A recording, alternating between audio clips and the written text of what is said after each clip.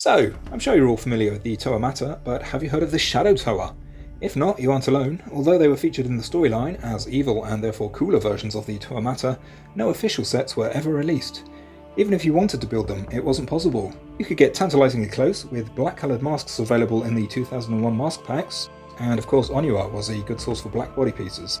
The Nui Rama and Nui Jaga even had the Toa limbs in black, but even so, back in the early 2000s, a full team of black Toa was out of the question. However, over the years, LEGO has gradually been filling in the gaps, releasing most of the parts and weapons we need. Some are still quite hard to find, like these gears, or this push piece here, and these pins that you need for Kopaka's shield and Lewa's fingertips cost literally 100 times more in black than any other colour. But with all of these parts combined, we can finally build our own team of Shadow Toa. So, we'll start with Tahu. Everyone loves Tahu with his fiery colour scheme and burning sword, but let's see how he looks in black. Here he is, Shadow Tahu. The How in black already looked great, and with a whole black Tahu to go with it, it looks amazing. To build a Shadow Tahu, you'll also need a black flame sword, which only comes in one set, 4748 from Alpha Team series, Ogle's Mountain Fortress.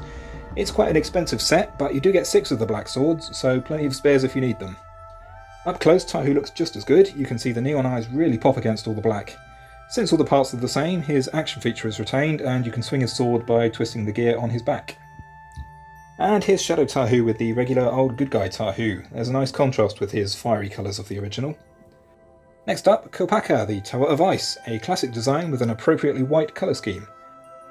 And here's Shadow Kopaka. Now, to build this guy you need 2 different accessories, his sword and his shield.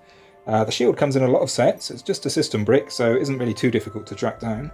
But the sword only comes in one of the set, and it is actually a Bionicle set. It's the Skral from 2010. And up close you can see the black Akaku mask. Unfortunately the scope lens doesn't have any red shining through, but we can still take a close look at his sword and shield. And here's Shadow Kopaka with a regular Kopaka. The contrast is really nice, with Kopaka's original white being the complete opposite to the Shadow Toa black. Next up we've got Gali, the Toa of Water, with her unusual trans blue cow mask. And here she is with a black makeover. Her signature hooks come in all different colours, but there's only one set to feature them in black, and it's a bit of an obscure one at that. It's 4093, the Wild Wind-Up. And even then the set only includes one of them, so if you really want a Shadow Gali, it's going to be a bit of a challenge. Like most of the other masks needed for Shadow Toa, the trans black cow can only be found in the 2001 mask packs. The neon eyes look really great shining through though. And here's Shadow Gali with regular Gali. Next up we've got Onua, the Toa of Earth. As you can see, he's already mostly black, so this isn't going to be anything too dramatic, but let's have a look anyway. And here he is, Shadow Onua. Didn't even need to change his mask, but he does now have black limbs and gears instead of dark grey.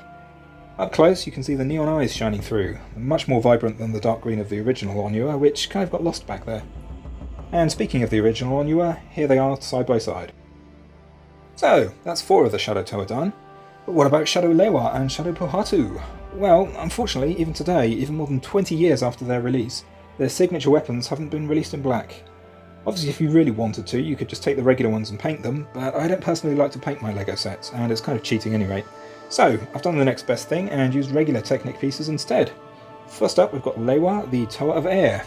The axe is deceptively tricky to pull off, but you can approximate the shape with an axle and a few other bits. Or if you prefer, you can come up with your own design. And here he is up close. The Miru already looked a bit sinister, and now in black with those red eyes shining through, the look is complete. And finally, we can see him next to his original good guy version. And next up, Pohatu, the Toa of Stone. Although those foot pads have been included in a surprising number of other sets, they've never made the transition to black. But here he is as a Shadow Toa anyway. It's easy enough to attach Technic parts to his feet, but getting the correct angle is a lot more difficult. Up close you can see the black Kakama, which looks very evil with those red eyes shining through, and a better look at the feet as well. And here's Shadow Pohatu with his original good guy version. So, that's all 6 Shadow Toa, but how could I make a video about them without mentioning their creator, the evil Makuta?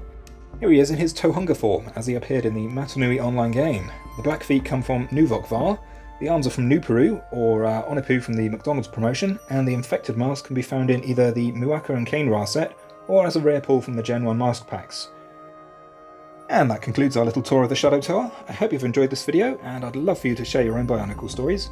So leave a comment, click that like, and if you feel so inclined, subscribe to my channel for more Bionicle videos. Ta-ta!